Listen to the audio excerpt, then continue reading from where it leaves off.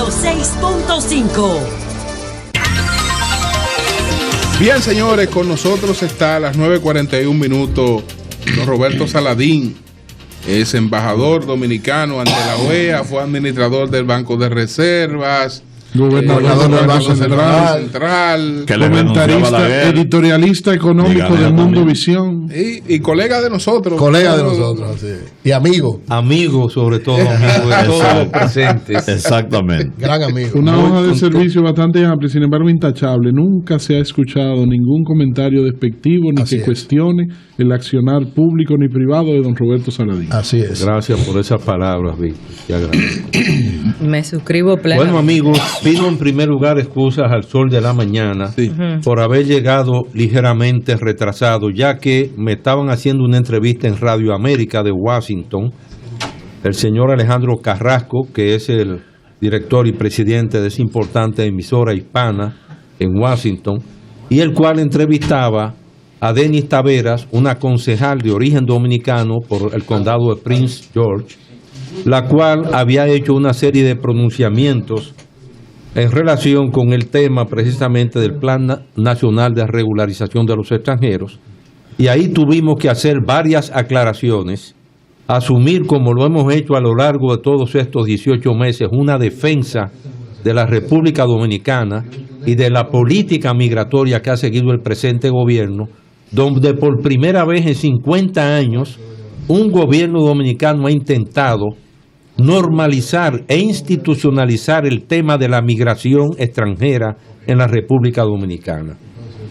Y tuvimos que hacer esa defensa explicándole a ellos precisamente el contexto en el que el presidente de la República, Danilo Medina Sánchez, en la conferencia del SICA que acaba de concluir apenas el jueves en Guatemala, hizo un resumen muy breve, por cierto, porque fueron apenas 17 minutos, de el alcance y el éxito que ha tenido el Plan Nacional de Regularización de los Extranjeros en la República Dominicana.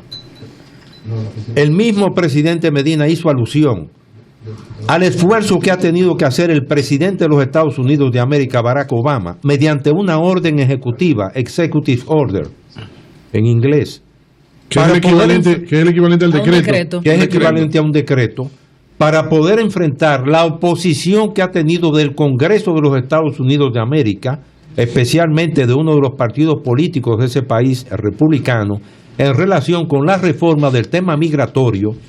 Y hay que recordar ya que han transcurrido más de 6 meses que el presidente de Estados Unidos presentó esa orden ejecutiva para tratar de regularizar 3.5 millones de indocumentados que llegarían hasta los 4 millones. Y sin embargo, en Estados Unidos de América, que a su vez ha sido el país que ha deportado más de 390,000 indocumentados, incluyendo niños, y sin embargo en República Dominicana, sin hacer comparaciones que son necias, con 10 millones de habitantes, una economía que no representaría un porcentaje muy bajo comparada con la norteamericana, con un gasto de 1.200 millones de pesos, se ha hecho un proceso al que se han acogido 288.486 extranjeros que residían en nuestro país, independientemente ya de todos los temas vinculados a la sentencia de la Suprema Corte de Justicia, el Plan Nacional de Regularización, la decisión tomada por la Junta Central Electoral apenas el jueves de la semana pasada, después de un examen crítico de todos los libros de registro civil, de devolverle sus cédulas personal de identidad con su mismo número a 55,000 personas. A 55,000 personas en nuestro país.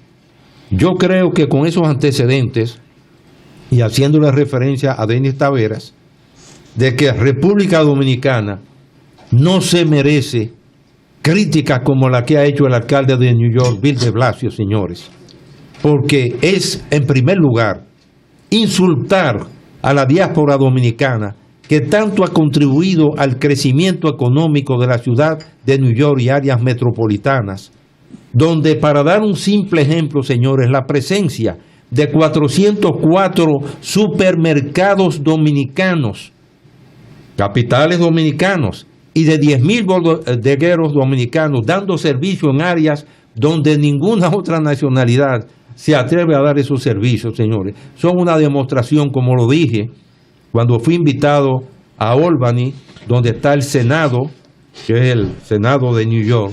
La capital de Nueva York. La capital de New York, donde como embajador extranjero, durante el mes de la herencia dominicana, hace ya 4 años, pronuncié un discurso. Por primera vez un embajador extranjero fue invitado a ese evento, haciéndole un reconocimiento a esa comunidad dominicana en la ciudad de New York por su enorme contribución precisamente a esa ciudad, y porque de hecho es la segunda ciudad de la República Dominicana.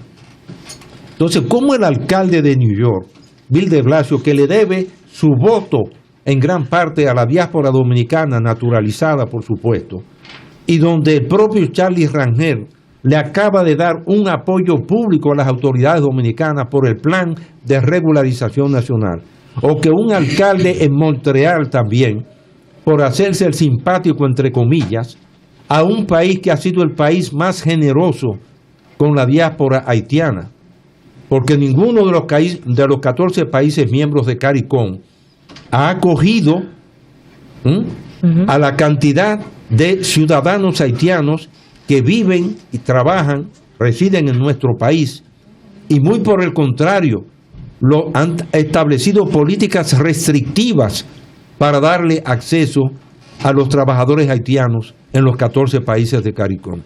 Entonces yo creo, como se lo decía el señor Alejandro Carrasco de Radio América, que la presencia mañana del canciller dominicano Andrés Navarro en el Consejo Permanente de la OEA, un consejo permanente presidido aquí con todos los amigos presentes del Sol de la Mañana, por el embajador de Trinidad y Tobago, Neil Parsons. ¿El de Trinidad y Tobago? Sí, ¿El que preside? Es el que preside el Consejo Permanente, Neil Parsons, gran amigo personal. Navarro, bien duro y claro. Pero esa primera ministra de Trinidad y Tobago fue injusta y nunca debió de haber hecho los pronunciamientos que hizo sobre un país que en primer lugar tiene relaciones diplomáticas con República Dominicana, que no es el caso, por ejemplo, de Ral González en San Vincent y que no hay relaciones diplomáticas. Pero mañana se va a dar una situación muy especial, amigos. ¿Qué va a pasar mañana? De la mañana. ¿Qué va a pasar? El embajador de la República Dominicana se sentaba al lado de la embajadora de San Vincent y las Granadinas. O sea, cuando hable mañana el canciller dominicano en el podium, acompañado de Luis Almagro, secretario general de la OEA, y del staff del secretario general, va a ver al embajador de República Dominicana, Pedro Vergés, sentado al lado de la embajadora de San Vincent y las Granadinas. O sea, del representante de Ral González. La representante de Ral González. Pero no tengo duda de que yo, en mi programa, el Reporte Saladín, todos los jueves, y excúsenme la publicidad, en mi canal 19, había insistido también muchas veces, antes de que el señor Luis Almagro asumiera, se juramentase como secretario general de la OEA el pasado 26, que se le invitase a República Dominicana, que su excelencia el señor presidente llevase a Luis Almagro a un recorrido por las provincias, a la frontera, para que viesen los hospitales dominicanos a las parturientas haitianas, para que se diese cuenta que en todas las esquinas hay un frutero de origen haitiano vendiendo frutas. Y en caso como el del alcalde Di Blasio, que hemos planteado aquí, no se trata solo del alcalde de Nueva York, que de por sí ya es una posición importante, sino probablemente del líder progresista del Partido Demócrata más influyente en Estados Unidos en estos momentos, uno de los más influyentes líderes progresistas de los Estados Unidos. Un integracionista, que lo es el alcalde Di Blasio.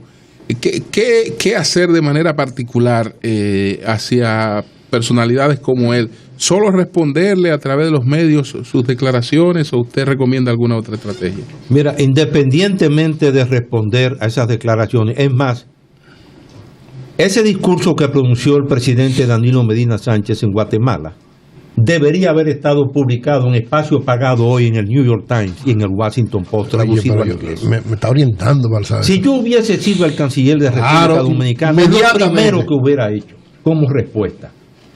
haberlo publicado en el New York Times y en el Washington Post. Todavía hay tiempo, todavía hay tiempo. Y todavía hay Sí, tiempo que lo hagan esta de semana. hacerlo en la Bueno, presente mañana semana. que van para la OEA, tremendo sería mañana el discurso publicado, ¿verdad?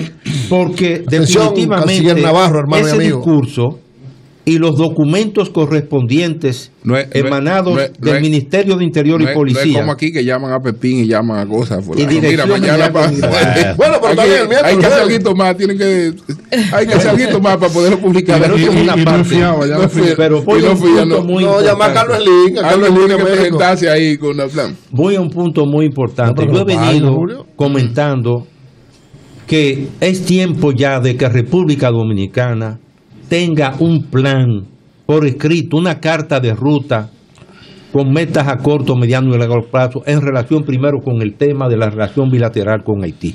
En segundo lugar, un listado de VIPs de personalidades internacionales, invitarlos a venir a República Dominicana. Que sea permanente, visita permanente. Visitas permanentes. Claro. Comenzando ahora por el señor Di Blasio, precisamente, el alcalde de New York, Sí, igualmente que el alcalde de Montreal. A ese señor que lo vengan quiero a yo dar una República carrera. No, pero que venga a ver. Por malagradecido. Que venga. Así como Haití tiene 3, 4 actores de Hollywood, que por cierto, el país siempre más pobre, más débil, siempre atrae la conmiseración. Eso es verdad. Pero necesitamos, ya que tenemos una ley de cinematografía, de que aquí se hace un festival cinematográfico anualmente, invitar a actores a venir también. Eso es verdad. Entonces yo decía también que el señor canciller que está haciendo ese recorrido por Centroamérica, acaba de ir a Venezuela a hablar con la cancillería de Venezuela, tiene que acompañar con todos esos documentales que ha hecho DICOM, conversando con hermanos haitianos que viven en República Dominicana. Las visitas aquí en República Dominicana, las protestas de los haitianos, de la diáspora haitiana contra el gobierno de Haití, que ha sido incapaz de aplicar el PIDI, mientras República Dominicana habría 23 ¿Qué es lo que es el PIDI? ¿Qué ¿Qué es eso? El PIDI es el programa oficial del gobierno de Haití para documentar con su población, otorgándole las actas de nacimiento, una carta nacional de identidad y pasaportes. Pero aparte de eso, el 24, Que mientras nosotros no le cobramos por el plan de Ellos regulación, sí le ellos sí cobran. le cobran por los documentos. comenzaron muy alto, tuvieron que rebajar. Claro. Además, el 24 de febrero del 2014, el presidente Michel Martelly de Haití, acompañado de José Miguel Insulza y también del primer ministro en ese entonces, Laurent Lamotte, por un acuerdo con el gobierno dominicano, con el presidente Danilo Medina, se comprometió la OEA con el programa PUICA de identificación de la población civil a abrir unas 20 también oficinas de Haití en República Dominicana, la OEA, para ayudar a documentar a todos los haitianos que residían y trabajaban en la República Y plantearon Dominicana. disponer unos recursos que no han hecho nada. Haití no cumplió su parte, no cumplió la parte de ese acuerdo con la OEA, y ahí están las quejas y las protestas permanentes de los haitianos en relación con que abrieron una sola oficina aquí en el caso del Distrito Nacional, aparte del Consulado de Barahona. Entonces yo creo que todo este esfuerzo que se ha hecho aquí ahora tiene que darse a conocer en el mundo. Hay que traer senadores norteamericanos, congresistas, traer a representantes también. Cuando uno oye, por ejemplo, al embajador de la Unión Europea, el señor Navarro, o español, hablar diciendo que Estados Unidos de América, Canadá y la Unión Europea no van a permitir deportaciones masivas en República Dominicana. Yo lo emplazo a ese señor, a ese embajador de la Unión Europea, a que al día de hoy, 29 de junio, presente una prueba de deportaciones masivas, donde aquí de una flota de autobuses con aire acondicionado que puso el gobierno dominicano a disposición de los que quisieran irse voluntariamente, se fueron 2 personas en uno de esos autobuses, señores, independientemente de que está corriendo el plazo de 45 días para que todas las solicitudes que se recibieron puedan ser procesadas también y regularizado el estatus migratorio de todas esas personas, no solo ya de ciudadanos haitianos, sino también de otras nacionalidades. Pero hay que comenzar un plan agresivo de invitar personalidades extranjeras a venir a la República Dominicana. Don Roberto, usted fue también representante en las Naciones Unidas. ¿Qué puede, ya vimos la OEA, se está haciendo trabajo con todos los embajadores en todos los lados, ¿qué puede hacerse específicamente en el caso de las Naciones Unidas? En el caso de las Naciones Unidas, estamos ahí en junio, pero viene la Asamblea General de las Naciones Unidas en el mes de septiembre, donde normalmente asisten la mayor parte de los jefes de Estado y de Gobierno de todos los países miembros de la ONU. Yo creo que llegó el momento de, además de aquella carta que en 1994 la Conferencia del Episcopado Dominicano firmó esa carta, todos los empresarios de República Dominicana, intelectuales, comunicadores de esa época, Freddy Veragoico, mi amigo Uchi Lora también, firmaron esa carta en 1994 dirigida al Consejo de Seguridad, cuando la ONU presionaba para establecer campamentos en el territorio dominicano, y gracias a la posición que asumió el entonces presidente de la República, el doctor Balaguer, se impidió crear en República Dominicana una franja de Gaza, que hubiese sido una tragedia para la República Dominicana y hubiese creado un conflicto, desgraciadamente, para nuestro país. Hoy en día yo invito y exhorto y aprovecho este programa que se escucha en Haití, El Sol de la Mañana también. Le hago una exhortación al presidente Michel Martelly, como al primer ministro de Haití, Evans Paul, para que no incurran en el error de que en las casas de acogida de los haitianos que voluntariamente hayan decidido regresar a Haití, o si eventualmente se produjesen también, como es un derecho soberano del gobierno dominicano, el Canadá va a deportar ahora en los próximos días 3.500 haitianos. Ajá, Canadá. Sí. La que dijo que nosotros el representante de la OIM aquí, el señor Cy Winter, a quien ustedes a lo mejor conocen, ese era el representante para la Internacional para las Migraciones. Ese era el representante de Estados Unidos cuando 14.000 haitianos ingresaron a la base de Guantánamo en el gobierno de Ronald Reagan. Después le dieron el estatus de asilo político a un grupo y ahí hubo una estampida de haitianos hacia la base de Guantánamo. ¿Quién fue que dirigió y le preguntó a esos 14.000 haitianos si querían regresar voluntariamente a Haití? Y todos dijeron que no. El señor Cy Winter, que está aquí representante de la OIM, y él fue que deportó 14.000 haitianos de la base de Guantánamo a Haití. Ese señor ha hecho un elogio aquí la semana pasada al gobierno dominicano por la implementación del plan de regularización de los extranjeros. Entonces yo exhorto al presidente Martelly, a Evans Paul y a muchos intelectuales haitianos, y muy especialmente al periódico de novelistas, que no quieran aparentar falsamente que en esas casas de acogida que hay en Juana Méndez y otros puntos de la frontera, son campos de refugiados. No son refugiados. Aquí, como lo acaba de demostrar el presidente Danilo Medina en Guatemala, aquí no hay apátridas haitianos. Él explicó, yo no voy a alcanzar ahora la teleaudiencia. Él demostró que no hay ni una apátrida, ni uno. Ni una apátrida. Y aún señaló que cualquier país puede cometer un error y que si hubiese un solo caso, se le aplicarán las normas constitucionales y las leyes de la República Dominicana en un acto de humildad. Usted decía lo de la ONU, ¿qué hacer en la ONU? En la ONU, lo voy a repetir, en la ONU ya tiempo, y me alegro mucho, Uri, de esa pregunta que tú haces, porque desde 1998 el Comité para la Defensa de los Derechos Económicos, Sociales y Culturales de la ONU, que es, digamos, una dependencia de la Comisión de Derechos Humanos de la ONU en Ginebra, Suiza, adoptó una resolución ordenándole a la República Dominicana que naturalizase, le diese permiso de residencia a los haitianos que trabajaban y vivían en la República Dominicana. En esta oportunidad, esa resolución de ese comité fue enviado aquí a nuestra Cancillería en el 2003. La Cancillería se la remitió al entonces secretario de Interior y Policía, que era el doctor Pedro Franco Badía. Y la Secretaría de Interior y Policía evacuó una consulta por escrito en la que le decía a nuestra Cancillería que era imposible aplicar esa resolución porque sería crear un Kosovo en la República Dominicana, abrir las puertas a una situación como la de Ruanda entre Hutus y Tutsis, y que era imposible aplicar, además violando la soberanía dominicana, dándole órdenes a nuestro país de que le otorgasen la naturalización, permiso de trabajo y residencia a inmigrantes irregulares en la República Dominicana.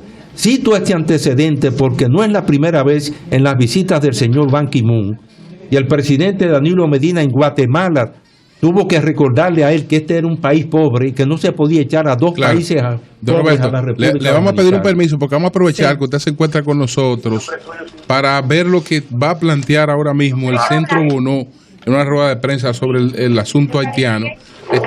Tenemos al equipo Margaret Ramírez, Ramón Carmona, que están por allá, por el Centro Bono. Vamos con ellos de inmediato. Adelante.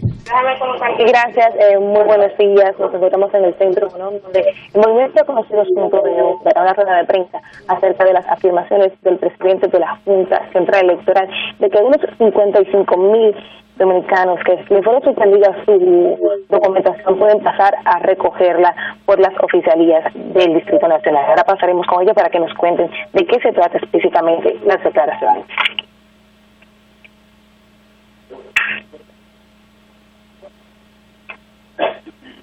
El pasado viernes,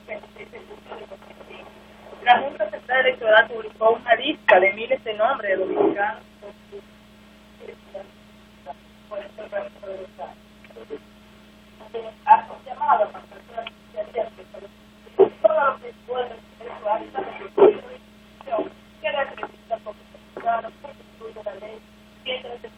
No se escucha eso. Sí, no se está escuchando bien.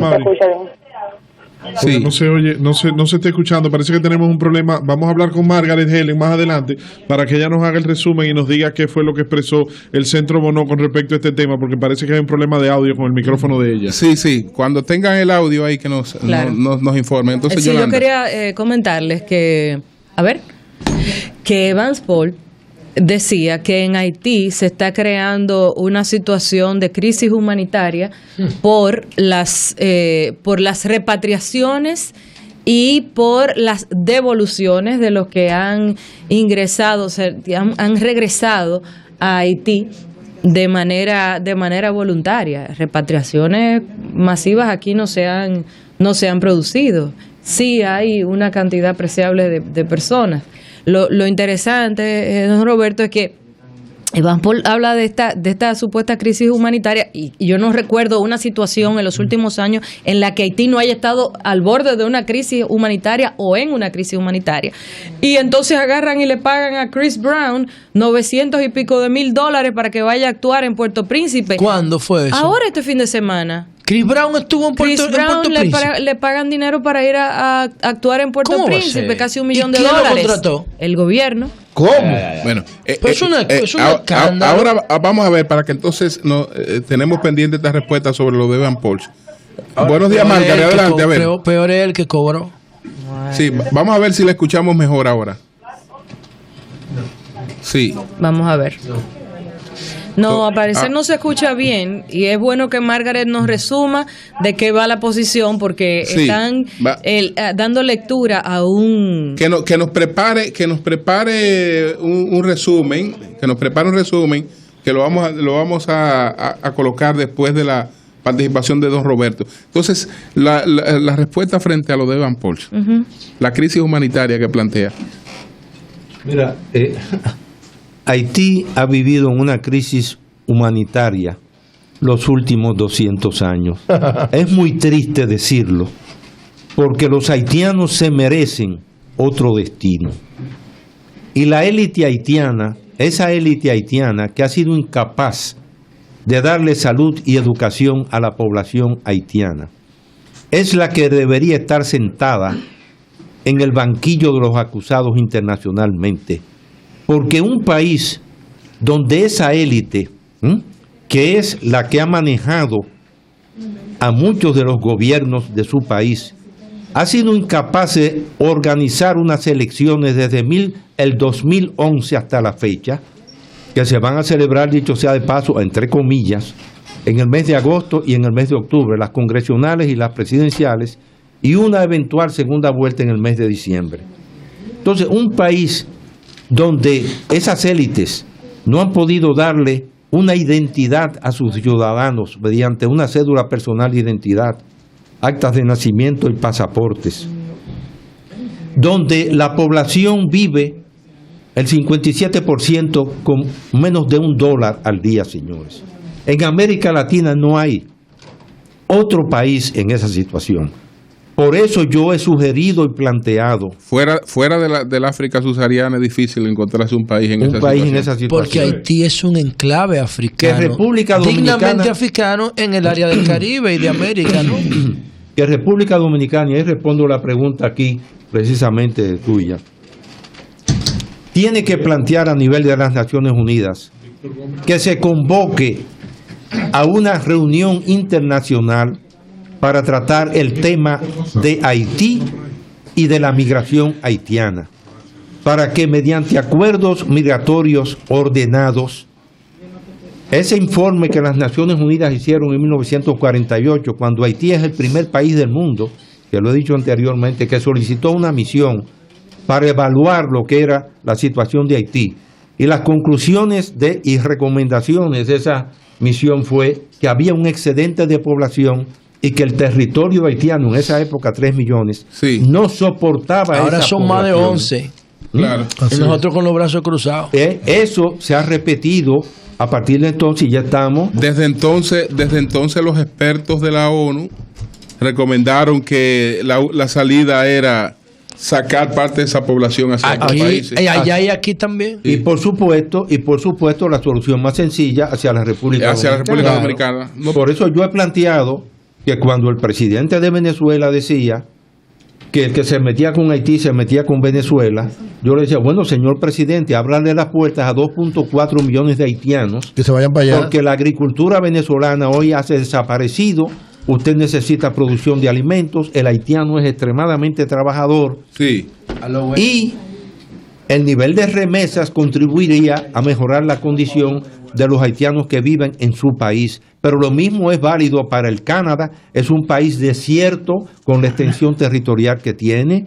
Igualmente la Guyana francesa, y hay que recordar que recientemente vino a Pointe-à-Pitre a la inauguración de el Museo de la Esclavitud del presidente de Francia, y ese señor, después de la inauguración de ese museo, vino a Haití a una visita de 7 horas y fue incapaz de cruzar la frontera dominicana para venir a ver lo que es la República Dominicana.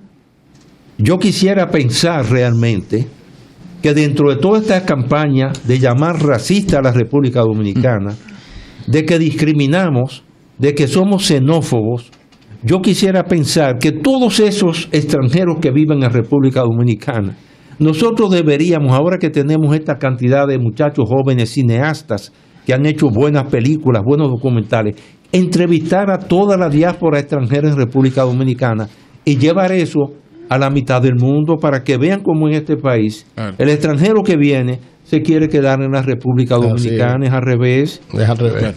Pues muchas gracias a don Roberto Saladín, muy buena. es embajador dominicano ante la OEA, entre tantas funciones que ha desempeñado Roberto Saladín. Son las 19 minutos. Antes de pedirle unos minuticos que nos hable de la política, del panorama breve, que nos diga cómo ve el ambiente político nacional, independientemente de este tema migratorio, ¿no? Del plan de regularización. Bueno, yo creo que ya la República Dominicana en estos 50 años de democracia tiene que hacer un examen de conciencia. Porque tener ya alrededor de 30 partidos políticos sin los que no han sido reconocidos significa que una enorme cantidad ya de personas se han adherido a la militancia política a través de los partidos única y exclusivamente para tener acceso a un empleo, y que el gobierno dominicano no tiene capacidad para absorber todas las personas que están demandando hoy un empleo en la República Dominicana. Los partidos políticos tienen que hacerse una reingeniería, ese proyecto original de ley de partidos políticos que tiene 12 años en el Congreso Nacional, algo que se ha mencionado en el Consejo Permanente de la OEA, porque las misiones de observación electoral ¿no es mejor decirle a las mujeres financiadas. dominicanas que dejen de parir? Sí.